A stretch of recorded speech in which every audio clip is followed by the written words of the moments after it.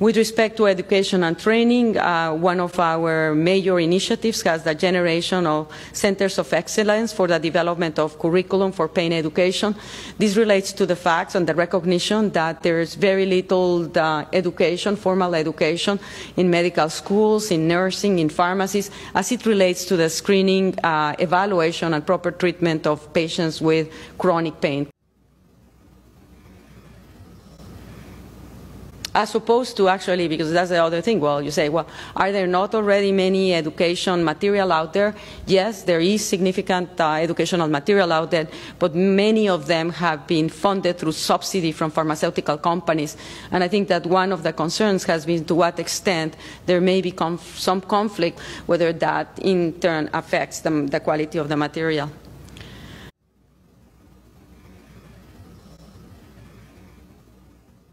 We, in fact, have very little data with respect to long-term outcomes of chronic pain, and also as it relates to the treatment with medications such as opioid and analgesics.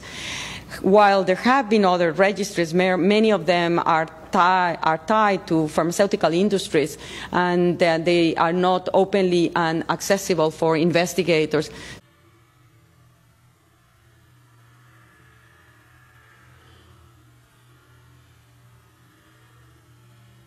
We've got 110 people in America that die every day from this. You know, when we had that guy that, remember, he put the bomb in his boot or his shoe and he got on a plane, didn't go off? So we were all horrified and we started taking our shoes off when we go to the airport, right? So millions and millions of people, we take our shoes off because of this one guy that got on a plane and tried to get a bomb. If this was a terrorist threat, imagine what we'd be doing. And I think we are hesitant as elected officials to look at how we got here. And I think we have to.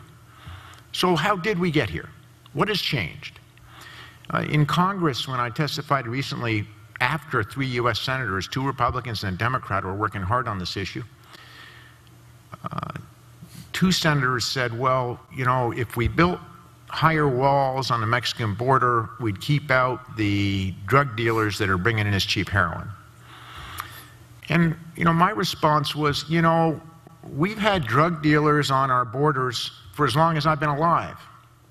And we probably always will, unfortunately. But what has changed? Like, why are they doing so well when they really weren't able to sell heroin in these quantities 20 years ago? And let's answer the question. It isn't the drug dealers on the South American border that are our biggest challenge. Believe it or not, yes, they're a big problem. But it is our drug dealers that are FDA approved, selling this stuff in every pharmacy in America. There isn't a governor here who doesn't know that. The manufacturer of OxyContin, let's talk about this for a second, Purdue, told our providers, nurses, docs, healthcare providers across America, we finally have a non-addictive painkiller. I mean, what a dream, right? The rate of addiction amongst pain patients who are treated by doctors is much less than 1%. They don't wear out, they go on working, they do not have serious medical side effects. A nuanced discussion between the medical community about the complexities of pain treatment is clearly important. The problem is, that discussion became dominated by the pharmaceutical industry, who started amplifying the message that opioids should not just be used for acute pain, like that from cancer or surgery, but for all sorts of pain, like arthritis and backaches, which makes sense as a motive coming from the pharma industry. End-of-life pain care is a narrow business. It's hard to make a lot of money off of a product exclusively marketed to people who are close to death. In 1996, they released the blockbuster drug OxyContin, and they marketed it to doctors aggressively, giving out swag like fishing hats, swing music CDs bearing the slogan, "Swing in the right direction with OxyContin," and Oxy-branded stuffed plush toys. Purdue also distributed inspirational videos like "I Got My Life Back," featuring 7 patients whose lives were turned around by the magic of OxyContin. Since I've been on this new pain medication, I have not missed one day of work, and my boss really appreciates that. Lauren is there every day, so I'm able to be very productive. A later investigation discovered 2 out of the 7 of them died as active opioid abusers, and that grandmother you saw earlier became addicted and nearly lost everything. I lost my house. Oh yeah, I've lost cars. I lost a lot. A lot. I lost a lot to keep behind taking that drug when I did lose my job. Purdue, the manufacturer, was taken to court.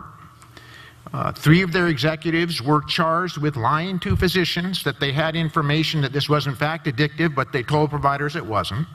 They paid a $70 million fine. Nobody went to jail.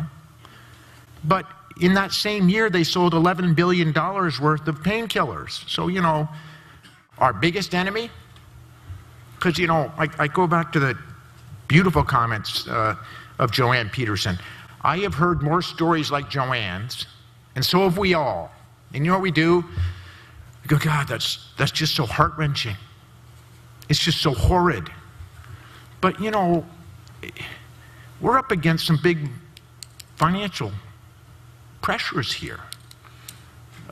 Just a few years ago, the combined pharmaceutical industry spent $235,000 per member of Congress lobbying for their views.